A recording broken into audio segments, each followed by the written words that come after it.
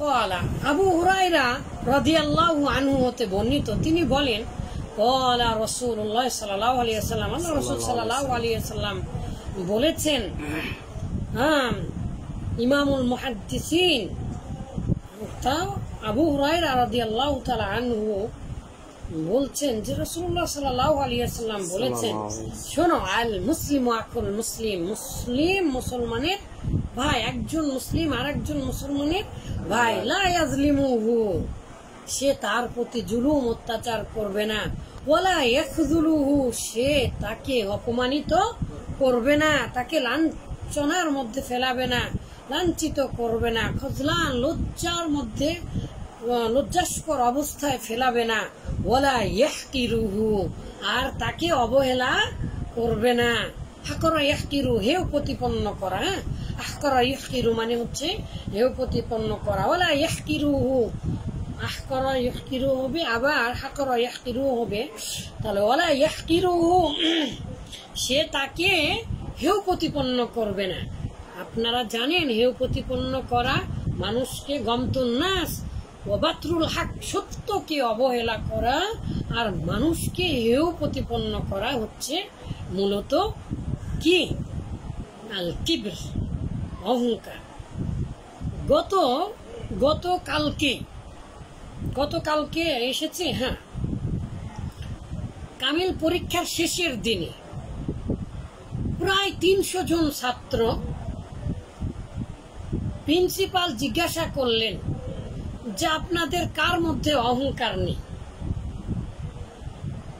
একজনও কেউ হাত উঠালো না। আমি পিছনে ছিলাম, তাও উঠিয়েছি। আমার ভিতরে অহংকার আছে, থাকতেই পারে, কিন্তু আমার তো বিশ্বাস থাকতে হবে যে না, আমি অহংকার করি না। এটা আপনার অন্তরের মধ্যে, আপনি যদি না বিশ্বাস করেন তার মানে কি আপনার অন্তরের মধ্যে আছে। 300 জনের মতো ছাত্র একজন হাত উঠায়নি। আলহামদুলিল্লাহ আমি উঠিয়েছি। আমি মানুষকে অবহেলা করি না, আমি আমার ইমানকে জানি, এই জন্য উঠিয়েছি। তো অনেকেই তাকাচ্ছিল, খারাপ লাগছিল। অনেক বড় বড় আলিম, কামিল পরীক্ষার শেষের দিনের কাহিনী। তো যাই হোক, আল্লাহ আমাকে ক্ষমা করুন। বাতরুল হক, সত্যকে কি করা? সত্যকে অবহেলা করা। গমতুন নাস, মানুষকে ইয়াহকির তাহকির করা, মানুষকে হেয় প্রতিপন্ন করা।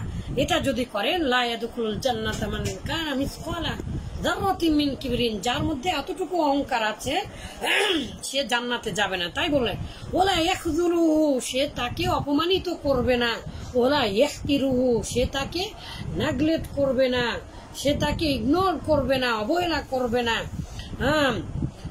আর মনে রেখো, আর তাকওয়া, আল্লাহ ভীতিটা হাউনা, এখানে এখানে।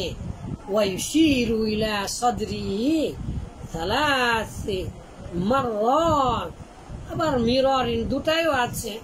তো মুহাম্মদ সাল্লাল্লাহু আলাইহি ওয়াসাল্লাম 3 বার তার বুকের দিকে ইশারা করলেন যে এই জায়গাতে তাকওয়া, এই জায়গাতে তাকওয়া।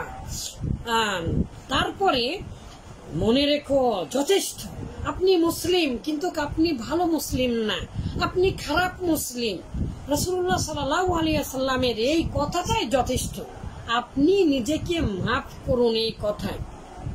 মহানবী সাল্লাল্লাহু আলাইহি ওয়াসাল্লাম বললেন, বিহাসবিম রিম মিনাশ শাররি, একজন ব্যক্তির জন্য হাস, যথেষ্ট, মিনাশ শাররি, খারাপ খারাপ হওয়ার যতগুলো পথ আছে তার মধ্যে এই পথটাই যথেষ্ট একজন মুসলিমের জন্য। যে সে ভালো মুসলিম নয়, সে খারাপ মুসলিম, সে খারাপ ব্যক্তি। কে সে?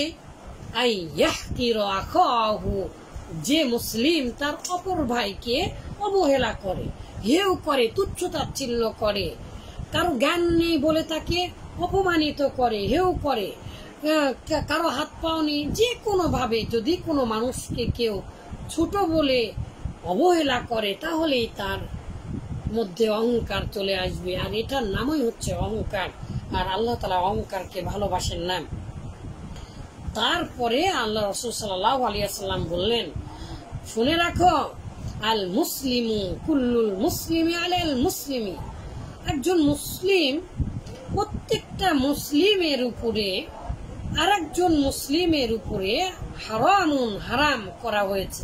দামুহু, তার রক্ত কখনোই হত্যা করতে পারবে না। মান কতালা নাফসান বিগাইরি নাফসিন, আপনারা জানেন তো, তাই না বাবা? ওয়ামালুহু, আর তার ধন সম্পদ হারাম করা হয়েছে। আপনি কোন মুসলিমের ধন সম্পদ কোনোভাবেই নিতে পারবেন না, আত্মসাৎ করতে পারবেন না, ইত্যাদি হাদিসগুলো আছে। ওয়াইরজুহু, এবং মান সম্মান, আপনি কারো সম্মানের হানি করতে পারবেন না। যদি কোনোভাবে আপনি অপরকে অবহেলা করেন তাহলে মনে করবেন আপনি প্রকৃত মুমিন নন, আপনি প্রকৃত মুসলিম নন। কারণ রাসূলুল্লাহ সাল্লাল্লাহু আলাইহি ওয়াসাল্লাম নিজেই বললেন, দেখেন যে শোনো, আল্লাহ ভীতিটা এই যে বুকের মধ্যে আর একজন ব্যক্তির, এটাই তো যথেষ্ট খারাপ হওয়ার জন্য। সেটা কি? যে সে অপর ভাইকে, তার ভাইকে হেয় প্রতিপন্ন করে। আল্লাহুম্মা লা তাজালনা মিনহুম, হে আল্লাহ আপনি আমাদেরকে এগুলো হতভাগাদের মধ্যে অন্তর্ভুক্ত করেন না। আমার আত্মীয়র মধ্যে একজন আছে, কথা বলেন না, সালাম টালাম দিলেও কথা বলেন না। আল্লাহু আকবার।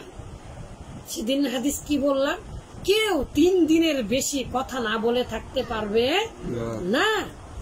তো ইনশাআল্লাহ আমরা চেষ্টা করব অপর ভাইয়ের সম্মান রক্ষা করে তার সকল বিপদ আপদ দূর করে দেওয়ার জন্য, যাতে করে আল্লাহ তাআলা আমাদেরকে এর জাযা দান করেন। বারাকাল্লাহু ফিকুম।